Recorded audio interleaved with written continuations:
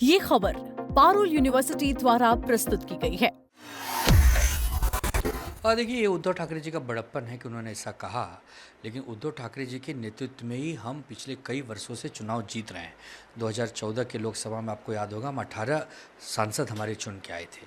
उसके बाद फिर 19 में भी आए। फिर उसके बाद आपने देखा कि पार्टी टूट गई, नाम नया था, नया चिन्ह था, फिर भी उद्धव जी के नेतृत्व में हमारे पास 9 सांसद महाविकास आघाड़ी बन के आए। उद्धव ठाकरे जी के नेतृत्व में कई बार हम 60, 63, 57 ऐसे विधायक चुन के लाए हैं। तो ऐसा नहीं है कि उनके नेतृत्व में कोई कमी है। उनके नेतृत्व में, उनके भाषण देने की कला से, उनके लेगेसी की वजह से यहाँ तक आज तक पार्टी आई है। तो ये तो अब जो पार्टी छोड़ के जा रहे हैं, जो टूट रहे हैं, वो बहानेबाजी कर रहे हैं कि उद्धव जी समय नहीं देते, आदित्य जी समय नहीं देते, जबकि ऐसा कुछ भी नहीं है। वो सभी से मिलते हैं, मातोश्री के दरवाजे सभी के लिए खुले होते हैं। लेकिन चूंकि जिसको जाना है उसको तो एक बहाना चाहिए। जो पार्टियों को तोड़ा जाता है, मरोड़ा जाता है, ईडी सीबीआई के डर से उनको परेशान किया जाता है, तो ये सब एक स्वाभाविक सी प्रक्रिया बन गई है। फिर भी उद्धव जी ने कहा है तो ये उनका बड़प्पन है, लेकिन शिवसेना का हर एक कार्यकर्ता, हर एक मतदाता उन्हीं को अपना अध्यक्ष के रूप में मानता है। सर, वहीं एकनाथ शिंदे जी का कहना है कि ये तो सिर्फ ट्रेलर है, पिक्चर अभी बाकी हाँ, है। तो ये ट्रेलर है और पिक्चर अभी बाकी का सीधा सीधा मतलब ये है कि अभी आपके सांसद तोड़े हैं, कल आपके विधायक तोड़ेंगे। लेकिन एक बात बताइए, क्या यही लोकतंत्र है? क्या लोकतंत्र में आप जिस पार्टी से चुनाव जीतते हैं और उसको अचानक बीच रास्ते में छोड़ के चले जाते हैं, तो क्या यही संवैधानिक हमें एक न्याय मिला हुआ है? क्या यही हमारी जीत है? नहीं है। ये जिस प्रकार पेड़ से लोग फल तोड़ लेते हैं, उसी प्रकार ये सत्ता में बैठे लोग पार्टियां तोड़ लेते हैं, विधायक तोड़ लेते हैं, सांसद तोड़ लेते हैं। लेकिन ये अच्छी बात नहीं है। ये कब तक आप करेंगे? आज पूरे भारत में विपक्ष जो है बहुत कमज़ोर हो गया है, क्योंकि सरकार उसको दबा रही है। भारतीय जनता पार्टी और उनके सहयोगी उनको ख़त्म करना चाहते हैं। तो एकनाथ शिंदे अगर ये कह रहे हैं तो ये बहुत बड़े कोई सम्मान की बात नहीं है कि अभी पिक्चर अभी बाकी है, ये तो अभी ट्रेलर है। ये बहुत दुख और शर्म की बात है।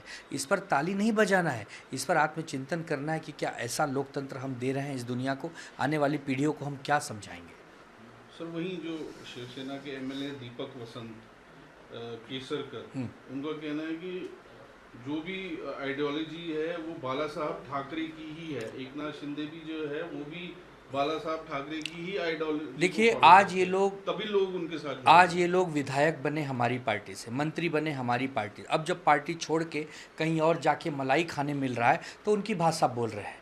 लेकिन इनको ये ज्ञान तब नहीं आया कि बाला साहब ठाकरे जी की विचारधारा को उद्धव जी अगर आगे नहीं बढ़ा रहे होते तो आपको टिकट क्यों देते, आपको बी फॉर्म क्यों देते, आपके लिए प्रचार क्यों करते, साधन संसाधन क्यों जुटाते। आज जब आप ताकतवर बन गए, आज आप जब राजा बाबू बन के बैठे हो, तो आपको आज उद्धव जी में लाख कमियां नज़र आ रही हैं। लेकिन ऐसी बात नहीं है। शिवसेना ने एक आम आदमी को उठा के मंत्री बनाया है, एक रिक्शा चलाने वाले को मंत्री बनाया है, पान बेचने वाले को मंत्री बनाया है, मजदूरों को उठा के मंत्री बनाया है। तो ये पार्टी गरीब और शोषित और पिछड़ों को उठाकर बड़ा बनाती है। जब आदमी बड़ा बन जाता है तो स्वाभाविक सी बात है कि ताकतवर के साथ चला जाता है। आज हम ताकत में नहीं है। किस्मत की सबसे अच्छी आदत होती है कि वक्त आने पे बदलती है, तब तक नज़र और सब्र।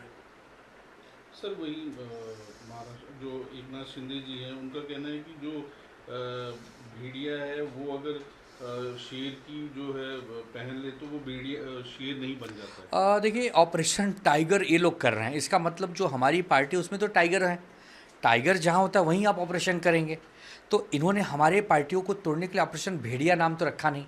स्वाभाविक सी बात है कि इसमें टाइगर कौन है, भेड़िया कौन है, इसका उत्तर मिल गया। रही बात, एकनाथ शिंदे जी एक उप मुख्यमंत्री हैं, एक पार्टी के नेता हैं, उनको ये सब बातें शोभा नहीं देती कि कौन भेड़िया है, कौन क्या है। देखिए, शिवसैनिक हर कार्यकर्ता टाइगर है। सब बाला साहब ठाकरे जी के शिवसैनिक टाइगर है। तो ऑपरेशन टाइगर आप आज कर तो रहे हैं। टाइगरों की संख्या कम होने से ये मतलब थोड़ी है कि अब गीदड़ जंगल में राज करेंगे। ऐसा तो होता नहीं। लेकिन अगर ये लोग जाते हैं आपकी पार्टी से तो कितना फर्क पड़ेगा पार्टी? कोई फर्क नहीं। नेता चले जाते हैं, कार्यकर्ता वहीं रहते हैं, संगठन वही रहता है।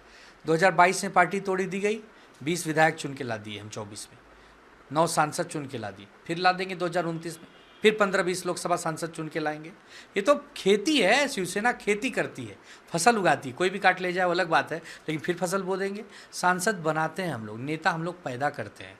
तो यहाँ से 500-1000 नेता भाग भी जाएंगे, कोई बात नहीं। मशीन है, फैक्ट्री है, इंडस्ट्री है नेता बनाने की, फिर बन जाएगा।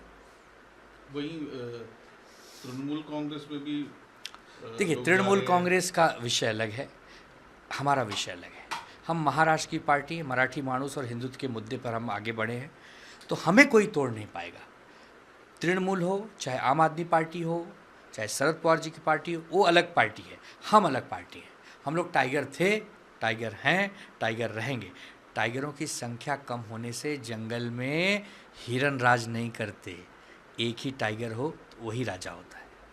बट वहाँ भी टूट रहे हैं, देश में 2 जगह हम देख रहे हैं। ये तो सब बीजेपी करती है, बीजेपी तोड़ती है। बीजेपी केवल तोड़ने की राजनीति करती है और हमारी पार्टी जोड़ने की राजनीति करती है। बीजेपी में 40% तो इस समय इम्पोर्टेड माल है, सब बाहर से आए हुए नेता हैं।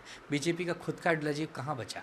अटल जी कहते थे चिमटे से नहीं छूऊंगा, मोदी जी कह रहे हैं चिमटा फेंक दो, पूरा का पूरा गले लगा लूँगा। ये फ़र्क है। नीट की परीक्षा है, नीट की परीक्षा कल से इस बार है। काफी इस ज़्यादा बार तो तैयारी नीट हमेशा कर रही है गलतियों की रीत। कल 21 जून है, कल एग्ज़ाम होने हैं और महाराष्ट्र के नागपुर के एक विद्यार्थी का जो सेंटर है वो यूएई के अबू धाबी में आ गया है। बताइए, ये विडंबना देखिए। उस बच्चे के पास पासपोर्ट नहीं है, कह रहा है मेरे पास साधन संसाधन नहीं है, हवाई जहाज़ के टिकट के पैसे मैं कैसे जाऊंगा? और ये जो एनटीए क्या कर रहा है, एनटीए को पूरी तरह बर्खास्त कर देना चाहिए। धर्मेंद्र प्रधान जी का इस्तीफा होना चाहिए। ये नीट बार बार असफल होकर ये सिद्ध कर रहा है कि इसमें पूरा सिस्टम लापरवाह है। हम नरेंद्र मोदी जी से ये निवेदन करेंगे कि आप एनटीए को बर्खास्त करें, धर्मेंद्र प्रधान जी का इस्तीफा लें, वरना पूरे भारत में जो नीट का एग्ज़ाम देने वाले विद्यार्थी हैं उनकी संख्या लाखों में, 20-22 लाख विद्यार्थी आंदोलन करेंगे अपने अपने ढंग से, शांतिपूर्वक, जिसको आज नहीं कल सरकार में बैठे लोगों को भोगना पड़ेगा।